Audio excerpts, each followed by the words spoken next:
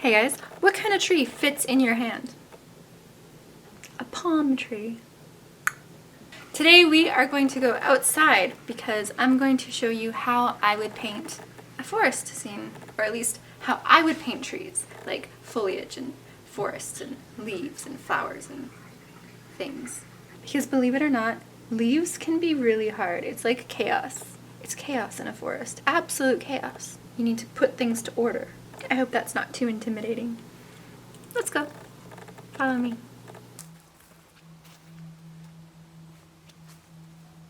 All right, so what are we looking for in the forest? We are looking for ways that we can take this chaos that you see before you and we want to apply it to a painting, and we want to simplify forms and shapes and also find how color and light kind of play together so that we can make it as cozy as possible, because this is cozy. Like, look, that is so cozy looking. And yeah, I'm going to show you how to do it. So what I've started with here is this is an underpainting layer that I did sometime in the past year, maybe. But I thought it would be really cool to take this unfinished blob of inconspicuous color and take it to a more polished, refined level and kind of show you how I would take that chaos that we saw in the forest and organize it and just make it into a nice, cool, finished piece. I will be quiet now. I've sped up the video so it won't take as long to watch as it did for me to actually paint it, and I hope you enjoy.